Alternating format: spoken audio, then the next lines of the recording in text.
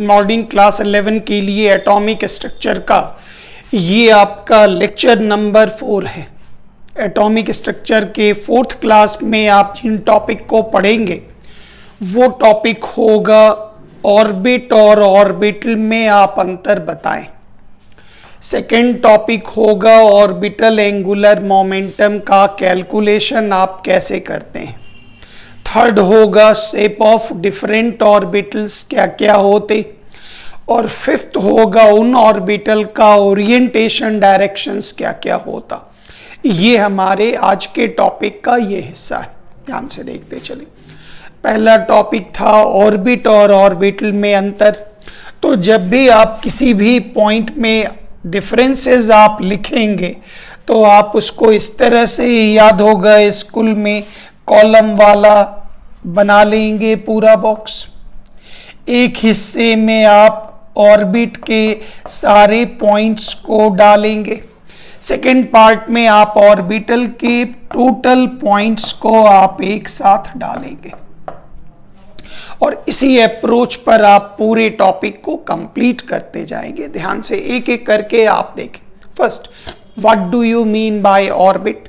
Principal quantum number में हम आपको पढ़ा चुके थे, किसी भी एटम में न्यूक्लियस के चारों ओर वह पाथ जिस पर इलेक्ट्रॉन चक्कर लगाता है, न्यूक्लियस के चारों ओर रिवॉल्व करता है, उस पाथ को ही हम लोग नाम देंगे ऑर्बिट और सेल। तो ये फर्स्ट पॉइंट आप यहाँ डाल लेंगे। आगे नेक्स्ट आइए, जितने भी ऑर्बिट होते according to Bohr's atomic orbital, तो बोर्स एटॉमिक मॉडल के आधार पर सारे के सारे ऑर्बिटल सर्कुलर होते हैं बोर्स मॉडल के आधार पर, और वो प्लेनेटरी मोशन को दिखाता। प्लेनेटरी मतलब एक न्यूक्लियस के चारों एक प्लेनर मोशन हुआ, और ये दिखाता है जो इसके चारों ओर ये चक्कर लगाता है। This is the part according to Bohr's atomic model. किसी भी ऑर्बिट में मैक्सिमम इलेक्ट्रॉन्स कितने होंगे तो आपको याद होगा 2n², सबको पता है। और किसी भी ऑर्बिट का कोई डिफिनिट डायरेक्शंस नहीं होता, सारे के सारे ऑर्बिट जो होते एक सर्कुलर पाथ को कहते हैं। तो 3 पॉइंट्स आप ऑर्बिट के लिए निकाल लेंगे, 3 या 4 पॉइंट्स। 3 या 4 पॉइंट्स आप ऑर्बिटल के लिए निकाल लेंगे। हमारा एक प्रश्न तैयार हो गया, what is the difference between orbit और ऑर्बिटल। जब हम आपसे सब्जेक्टिव टेस्ट लेंगे तो ये प्रश्न जरूर डालेंगे, इसको आप तैयार करके रखेंगे। What about orbital. तो अकॉर्डिंग टू क्वांटम थ्योरी जो प्रोबेबिलिटी पर आधारित है, वेव नेचर को लेकर, डुअल नेचर को लेकर, तो थ्योरी कहता है किसी भी एटम में न्यूक्लियस के चारों ओर 3 डायमेंशनल वह स्पेस जहां पर इलेक्ट्रॉन के पाए जाने की प्रोबेबिलिटी संभावना मैक्सिमम होती है, उस स्पेस को हम लोग नाम देते ऑर्बिटल। तो यहाँ पर थ्योरी हो गया, पहले में दोनों का डेफिनेशन आप डाल देंगे। सेकेंड पॉइंट आइएगा, different orbitals have different shapes. अभी शेप के बारे में भी चर्चा करेंगे। हर ऑर्बिटल का अपना अपना शेप होता है। किसी भी ऑर्बिटल में याद कीजिए मैक्सिमम कितने इलेक्ट्रॉन्स होते, 2 इलेक्ट्रॉन्स।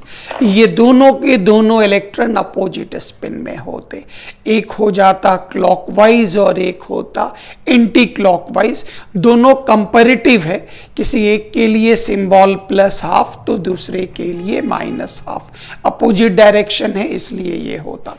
और सारे के सारे ऑर्बिटल का एक डेफिनिट डायरेक्शंस होता है एस ऑर्बिटल को छोड़कर, क्योंकि एस ऑर्बिटल का एक्स वाई जेड तीनों ही एक्सिस पर इक्वल इंटरसेप्ट होता है, इसका कोई डिफिनिट डायरेक्शन नहीं होता। इसको अभी समझाकर आपको देते हैं। फिर आइए, एजीम्यूथल क्वांटम नंबर के बारे में हम आपको पढ़ाए थे, कुछ पॉइंट वहाँ नहीं पढ़ाए थे जिसको यहाँ कंप्लीट कर रहे। याद कीजिए, उससे हमें जानकारी मिलती थी सबसेल के बारे में। सबसेल क्या है, तो किसी भी एटम को आप लें, उसके किसी भी ऑर्बिट में मैक्सिमम इलेक्ट्रॉन 2n²। सारे इलेक्ट्रॉन की एनर्जी आइडेंटिकल नहीं होती, एनर्जी में डिफरेंसेस होता, इसी को हम लोग नाम देते सबसेल। अब यहाँ पे कहता है एजीम्यूथल क्वांटम नंबर हमें शेप ऑफ ऑर्बिटल के बारे में बताता और मैग्नेटिक क्वांटम नंबर हमें ओरिएंटेशन स्पिन के बारे में जानकारी देता है। एजीम्यूथल क्वांटम नंबर से हमें ऑर्बिटल एंगुलर मोमेंटम की भी जानकारी मिलती है। अभी ये दोनों पॉइंट आपका बिल्कुल क्लियर होगा।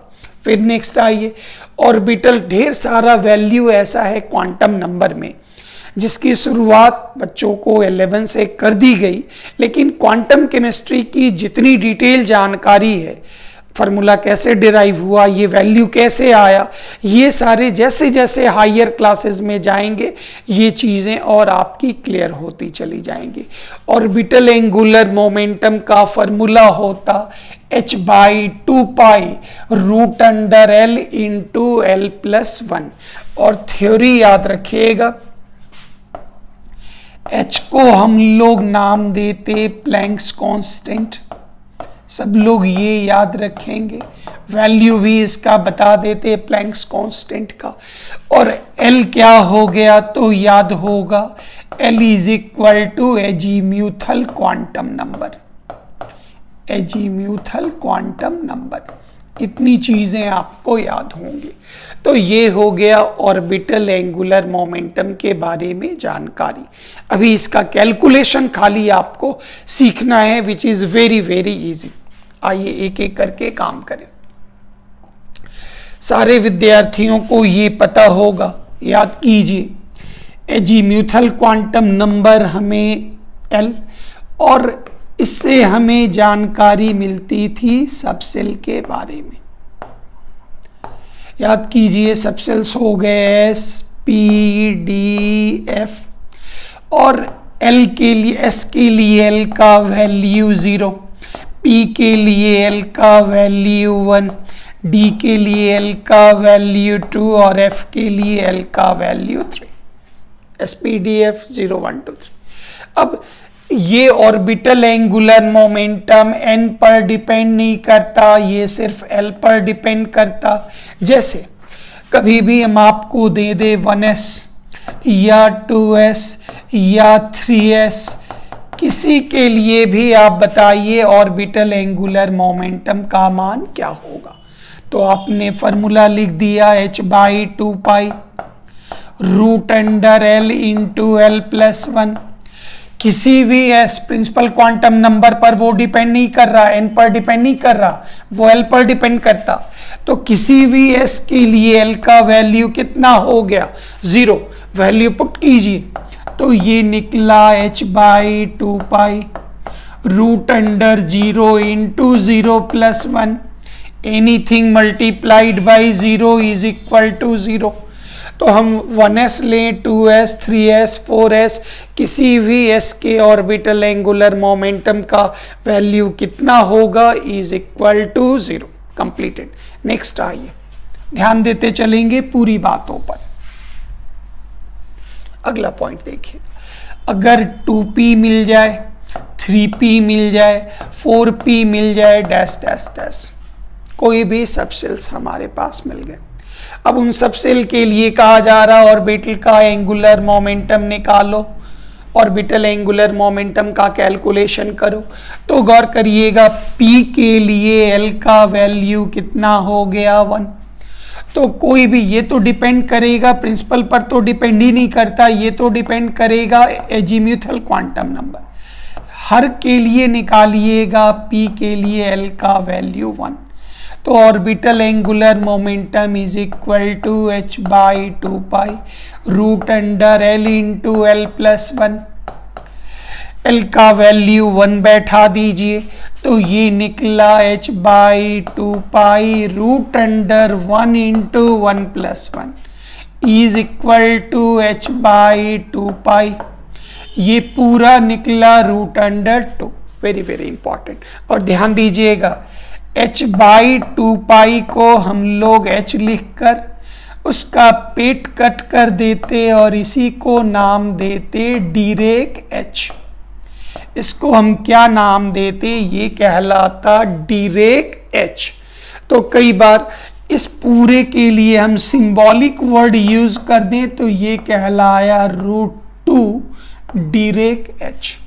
तो h/2π को क्या नाम दिए थे याद होगा, प्लैंक्स कांस्टेंट, वैल्यू 6.627 10⁻⁻27 अर्ग सेकेंड। लेकिन वो वैल्यू अभी रहने दीजिए, हम उसका डिटेल, सिर्फ आपको ये वैल्यू निकालना है which is very very simple, orbital angular momentum. Next आइए अगले हिस्से पर आप ध्यान दीजिए।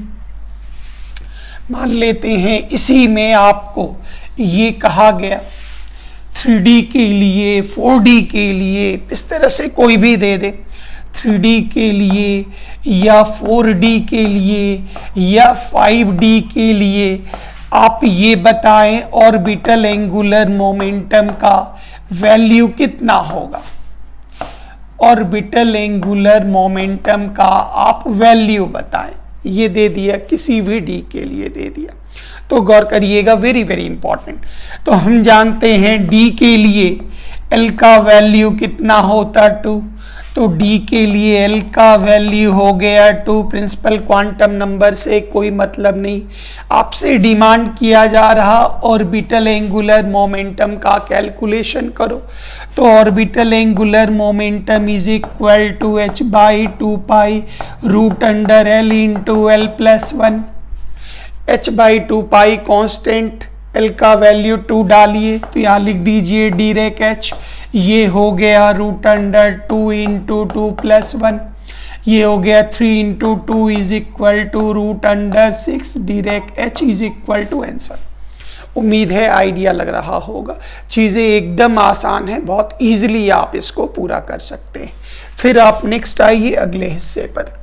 मैग्नेटिक क्वांटम नंबर से याद होगा हमें ऑर्बिटल की जानकारी मिलती थी, एक और जानकारी मिलती थी जिसको उस जगह पर नहीं बतलाए, यहाँ हमने ऐड किया, और वो इंफॉर्मेशन था हमारा ओरिएंटेशंस के बारे में, डायरेक्शंस के बारे में, ऑर्बिटल के डायरेक्शंस के बारे में। ध्यान दीजिएगा, किसी भी एटम में न्यूक्लियस के चारों ओर इलेक्ट्रॉन चक्कर लगाते हैं, इलेक्ट्रॉन पर नेगेटिव चार्ज होता, तो इलेक्ट्रॉन के मूवमेंट के कारण एक इलेक्ट्रिक फील्ड बनता है। इलेक्ट्रिक फील्ड के ठीक परपेंडिकुलर, इलेक्ट्रिक फील्ड के ठीक परपेंडिकुलर एक मैग्नेटिक फील्ड बनता है। फिजिक्स की कुछ बातें हैं जो आप अभी अगर कम समझेंगे तो आगे आपकी समझ फिजिक्स में ऑटोमेटिक है अच्छी हो जाएगी। तो हर एटम के अंदर एक खुद का इलेक्ट्रिक फील्ड है और एक खुद का मैग्नेटिक फील्ड है। अब अगर बाहर से कोई मैग्नेटिक फील्ड एक्सटर्नल हम डालते हैं तो इस मैग्नेटिक फील्ड के कारण उनके जो ऑर्बिटल हैं वो अलग अलग डायरेक्शंस में चले जाते हैं, उनके ऑर्बिटल अलग अलग डायरेक्शंस में चले जाते, उसी को हम ओरिएंटेशंस कहते, और वो जितने डायरेक्शन में जाते उतने प्रकार के ऑर्बिटल उसमें होते, मतलब हर ऑर्बिटल अलग अलग डायरेक्शंस में जाते हैं एस ऑर्बिटल को छोड़कर। आइए जरा इसको धीरे धीरे समझते हैं। जैसे हमने एस के ऑर्बिटल को लिया तो गौर करिए, ये हो गया आपका एक्स एक्सिस, ये हो गया Y axis, Y dash, X dash, और ये हो गया आपका जेड एक्सिस, ऐसे perpendicular Z dash. Origin centre पर न्यूक्लियस। अब न्यूक्लियस के चारों ओर जो एस ऑर्बिटल होते उनके जो इलेक्ट्रॉन होते वो चारों ओर एकदम सिमेट्रिकल, मतलब एकदम बिल्कुल बराबर होते। न्यूक्लियस के चारों ओर ये सारे इलेक्ट्रॉन एकदम एक जैसे तर्ज पर, एक जैसे, जितना दूर एक्स पर उतना ही दूर एक्स डैश, उतनी ही दूर वाई, उतना ही दूर वाई डैश, उतनी ही दूर जेड, उतनी ही दूर जेड डैश, मतलब ये बिल्कुल सिमेट्रिकल होते हैं। फर्स्ट पॉइंट, इसकी कोई निश्चित दिशा नहीं होती है, नो डिफिनिट डायरेक्शन, कोई भी डिफिनिट डायरेक्शन इसका नहीं होता। No definite direction, number 1। Number 2, इसके शेप को अगर हम लें तो याद कीजिए इनके शेप होंगे स्फेरिकल, इनके शेप होंगे स्फेरिकल, मतलब ये फुटबॉल की तरह गोल होगा, फुटबॉल की तरह ये बिल्कुल एकदम स्फेरिकल गोल होगा। तो यहां से थ्योरी क्या क्या मिला एक एक करके चेक करेंगे। कोई भी पूछा एस ऑर्बिटल का कौन सा डायरेक्शन होता है, आप जवाब देंगे सर इसका कोई भी डेफिनिट डायरेक्शंस नहीं होता। सेकंड पॉइंट, इसका शेप क्या होगा, तो आप जवाब देंगे सर इसका शेप स्फेरिकल फुटबॉल की तरह गोल होगा। तुरंत एक सवाल आया, जरा ध्यान से इस प्रश्न को समेटेंगे। जो सर एस का आकार स्फेरिकल हुआ तो एस तो एक एटम में ढेर सारे एस होते, 1s 2s 3s 4s 5s, तो उनका स्थान किस प्रकार से होता, तो गौर करिएगा। This is the nucleus, centre ले लीजिए, ये हो गया आपके पास फर्स्ट एस,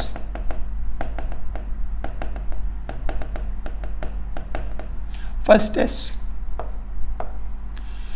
स्फेरिकल हो गया, न्यूक्लियस के करीब हो गया। उसके बाद फिर बीच में गैप होता और ये पट्टी नुमा व्यवस्था होता, ये व्यवस्था होता,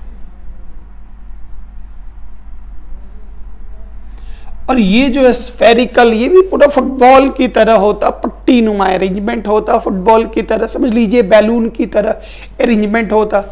ये आपका कहलाया 2s, और ये बीच में जो खाली जगह है जहां पर इलेक्ट्रॉन नहीं पाया जाता, इसको हम लोग नाम देते नोड।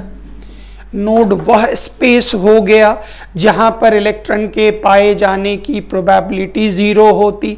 नोड पॉइंट पर भी होता, स्फेरिकल भी होता, प्लेनर भी होता, प्लेन पर भी होता, अलग अलग जगहों पर। तो नोड पर एक अलग वीडियो रहेगा, रेडियल नोड, वो पूरा नोड के बारे में आप सीख लेंगे, फार्मूला भी सीख लेंगे, नोड कैसे निकालते हैं, यहां खाली समझिएगा एक पॉइंट।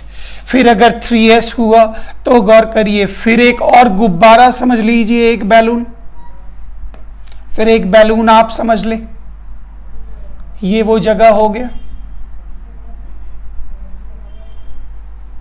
ये पूरा बैलून हो गया।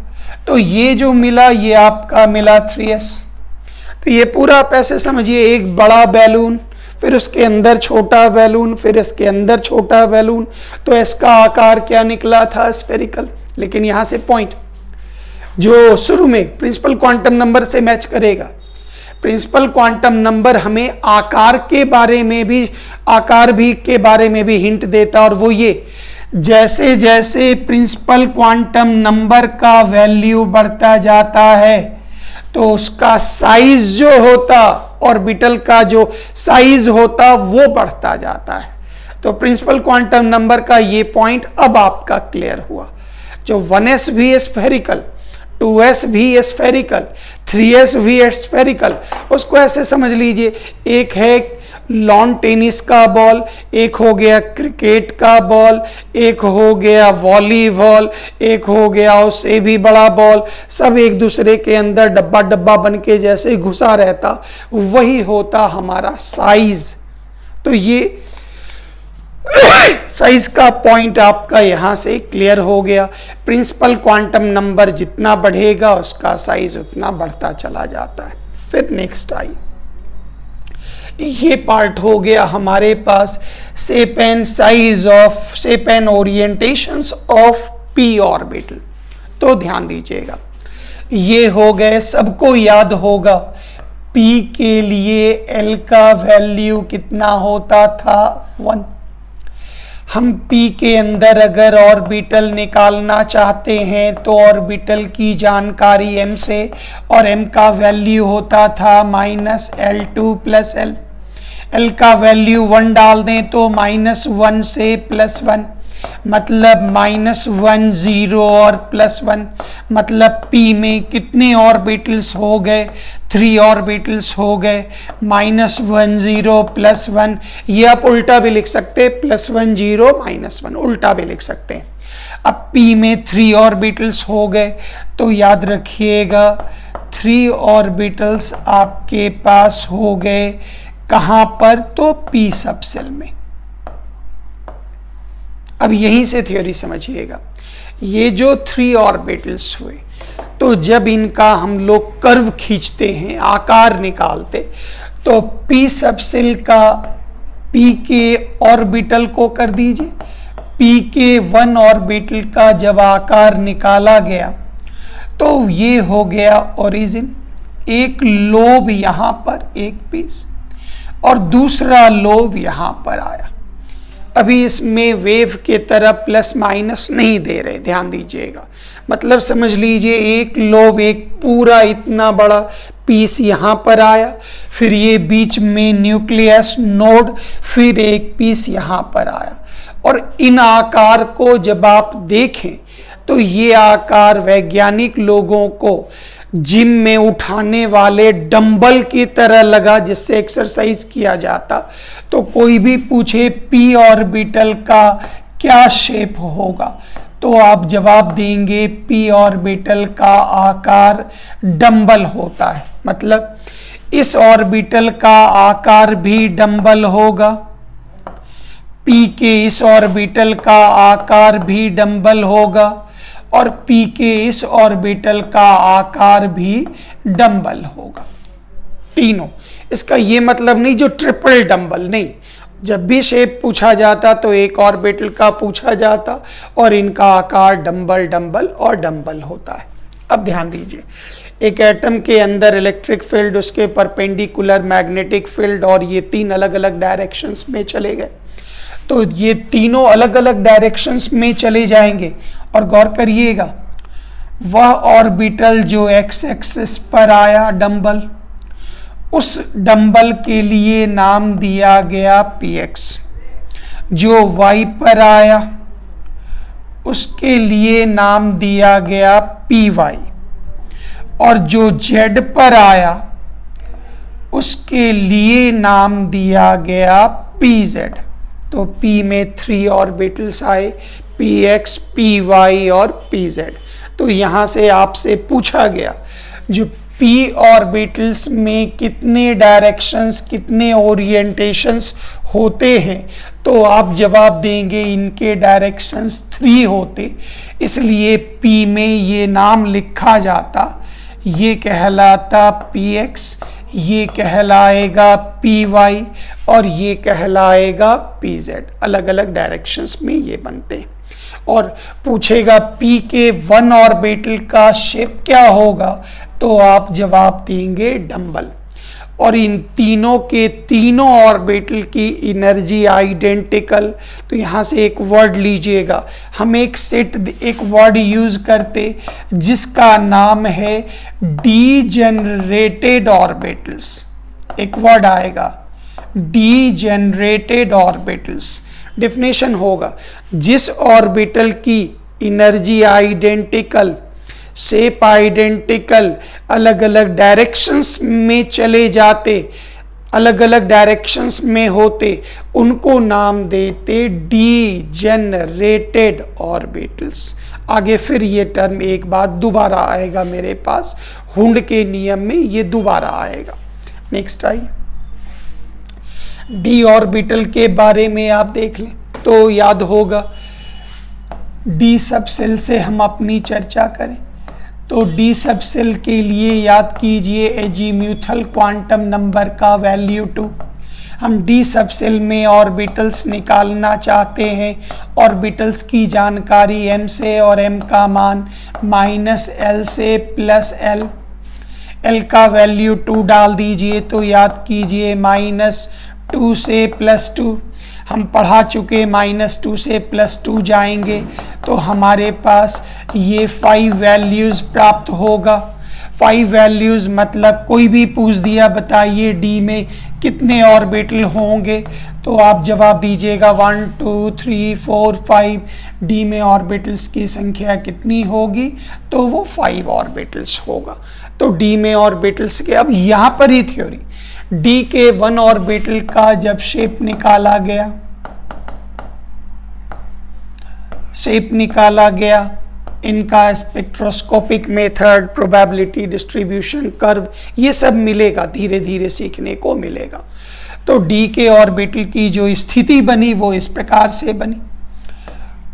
उनके ऑर्बिटल ये हो गए डंबल 1, फिर ये हो गया डंबल 2।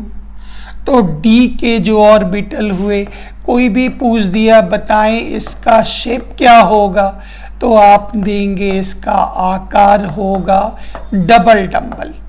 डी के ऑर्बिटल का आकार क्या होगा, एक डंबल, ये राइट हैंड से एक्सरसाइज, ये लेफ्ट हैंड, तो ये आकार मिल गया डबल डंबल।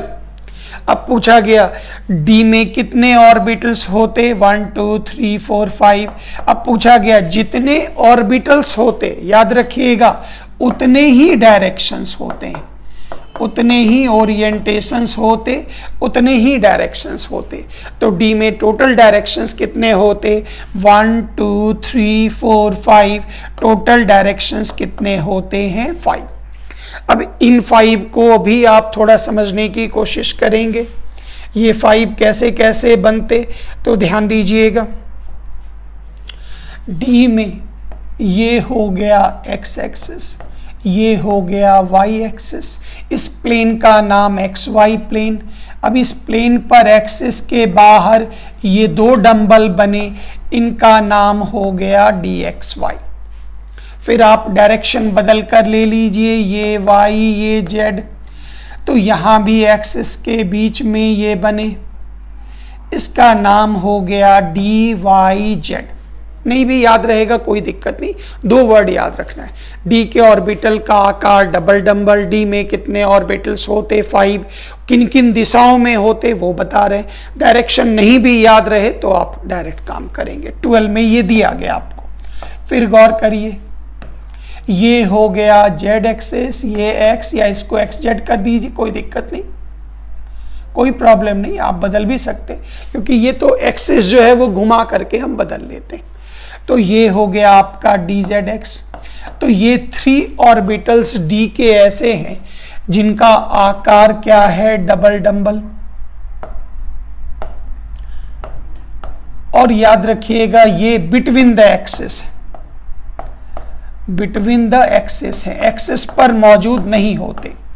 तो डी के 3 ऑर्बिटल्स ये हो गए। डी के 2 और ऑर्बिटल देखिए, ये हो गया एक्स, ये हो गया वाई। एक्स पर एक डंबल, फिर वाई पर एक डंबल। मैथ के ट्रिग्नोमेट्री में ये ग्राफ खींचेंगे तो ये कहलाएगा D X square minus Y square, ये बना। ये हो गया 1 2 3 4th ऑर्बिटल, ये हो गए। 5th ऑर्बिटल में आए, ये हो गया, मान लेते हैं एक्स, ये हो गया जेड, ये हो गया डंबल। एक्स पर तो ऑलरेडी डंबल है, तो यहाँ जो डंबल था समझ लीजिए लिमिट एक्स के डंबल का आकार सिकुड़कर ओरिजिन पर आ गया। तो अगर आप इसको ओरिजिन पर लेकर आएंगे, ध्यान दीजिएगा, तो ये जो डंबल था वो इस तरह से सैटर्न ग्रह के तरह, शनि ग्रह के तरह, ये इसके चारों ओर एक लेयर बना दिया, एक सर्कल सा बना दिया, क्योंकि एक्स पर तो इलेक्ट्रॉन रह नहीं सकता। तो ये था आपका D Z square minus x square, लेकिन एक्स पर तो नहीं है, तो एक्स फिनिश हो गया, 0 हो गया एक्स एक्सिस पर, तो ये कहलाया डी जेड स्क्वायर। तो ये नाम आपको भारी लगेंगे, 11 के बच्चों को ज़्यादा भारी लगता, तो आप इसमें टेंशन नहीं करेंगे। पूछा डी में कितने ऑर्बिटल होते हैं, तो याद कीजिए हम पहले ही पढ़ा चुके, डी में 5 ऑर्बिटल्स होते हैं।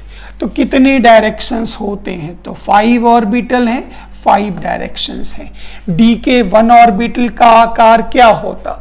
डी के 1 ऑर्बिटल का आकार डबल डंबल होता। अगर इन पांचों का नाम याद हो जाता तो थैंक यू, अच्छी बात है, 11 में ही बच्चे याद कर लिए, और नहीं याद हो पाता तो आप इसको छोड़ दें, कोई टेंशन नहीं करना, क्योंकि आपको 2 ही चीज़ें याद रखनी है, इसमें टोटल डायरेक्शंस, ओरिएंटेशंस, ऑर्बिटल्स कितने हुए और उनका आकार क्या होता है, बस इतनी ही बातें 11 के बच्चों को पढ़नी होती है। और एफ में क्या होता तो याद कीजिए, एफ की पुरानी बातों का जरा रिवीजन कर दें तो याद होगा एफ सबसेल के लिए एजीम्यूथल क्वांटम नंबर का मान कितना होता था? तो इसका मान 3 होता था। हम ये जानना चाहते हैं जो भाई एफ सबसेल में हमारे पास कितने ऑर्बिटल्स होते हैं, ये जानना चाहते हैं। तो याद कीजिए, एफ सबसेल में ऑर्बिटल की जानकारी आपको एम से प्राप्त होगी, और याद होगा एम का वैल्यू माइनस एल से प्लस एल, मतलब -3 से +3, मतलब याद कीजिए -3 -2 -1 0 +1 +2 +3। तो यहाँ आप आ जाइए पूरा का पूरा, -3 -2 -1 0 +1 +2 +3। कोई भी पूछा इसमें कितने ऑर्बिटल्स होंगे, तो याद रखिएगा जितने ऑर्बिटल्स होंगे उतने ही ओरिएंटेशंस होंगे, एस ऑर्बिटल को छोड़कर, क्योंकि उनकी दिशाएं सब एक्सिस पर बराबर होती है। तो कितने ऑर्बिटल होंगे? 7 ऑर्बिटल। डायरेक्शंस कितने होंगे, ओरिएंटेशंस कितने होंगे? तो आप जवाब देंगे 7 ओरिएंटेशंस होंगे, 7 दिशाओं में ये बटा हुआ होगा। ठीक है, ये पूरा का पूरा पॉइंट आप याद रखेंगे। इनका आकार क्या होता? तो कुछ कुछ ऑर्बिटल का आकार ट्रिपल डंबल होता, बाकी का आकार और परिवर्तित हो जाता, बढ़ जाता, इसलिए इसका शेप हम लोग बोलते हैं डिफ्यूज शेप, धुंधला सा शेप होता, इलेक्ट्रॉन डेंसिटी मिक्स हो जाती है। इनको ड्रॉ करना बोर्ड पर बहुत मुश्किल होता, क्योंकि ये पूरा एकदम धुंधला सा, एकदम पूरा मिल सा जाता है, इसलिए आप इसको कॉम्प्लेक्स शेप भी बोल सकते या डिफ्यूज शेप आप बोल सकते हैं। आइए, तो यहाँ से आपने जिन जिन चीज़ों को पढ़ा तो वो क्या था? तो एस सबसेल के लिए एल का वैल्यू 0, एस में कितने ऑर्बिटल होते हैं? 1 ऑर्बिटल। उस 1 ऑर्बिटल का डायरेक्शंस क्या होगा? आप जवाब देंगे सर एस का कोई डायरेक्शंस नहीं होता, मतलब जितना वो एक्स पर जितनी दूर रहता, वाई पर उतनी दूर, जेड पर भी उतनी दूर होता। और उसका शेप क्या होगा? उसका शेप होगा स्फेरिकल, फुटबॉल की तरह। फिर आइए, पी सबसेल के लिए एजीम्यूथल क्वांटम नंबर का मान 1। कोई भी पूछा बताइए पी में कितने ऑर्बिटल्स होंगे? 3 ऑर्बिटल्स होंगे। पी का आकार क्या होगा? डंबल होगा। कितने डायरेक्शंस में बटे होते? 3 डायरेक्शंस में ये बटे होते। डी के लिए एल का वैल्यू कितना होगा? 2। डी के ऑर्बिटल का आकार क्या होगा? Double dumbbell. डी में कितने ऑर्बिटल होंगे? 5 ऑर्बिटल होंगे, 1 2 3 4 5। और इनके ओरिएंटेशंस कितने होंगे? तो 5 अलग अलग डायरेक्शंस में चले गए, तो इनके 5 डायरेक्शंस या 5 ओरिएंटेशंस होंगे। फिर आ गया एफ। याद कीजिए एफ के लिए एल का वैल्यू कितना होगा? 3। इसे आप डिफ्यूज या कॉम्प्लेक्स से भी बोलेंगे। एफ में ऑर्बिटल की संख्या कितनी होगी? 7 होगी। 1 2 3 4 5 6 7। इसमें ओरिएंटेशंस भी कितना होगा? तो इसके ओरिएंटेशंस की संख्या भी 7 होगी। उम्मीद है एजीम्यूथल और मैग्नेटिक क्वांटम नंबर का ये 2 पॉइंट आप समझ गए होंगे, ये समझ में आ गया होगा। This is your lecture number 4 is completed. Lecture 4 हमने बता दिया क्वांटम नंबर। इसके बाद हम चारों क्वांटम नंबर का एक रिवीजन अरेंज करते हैं, ताकि अब आप क्वांटम नंबर को थोड़ा बारीकी से एक बार और समझ लें।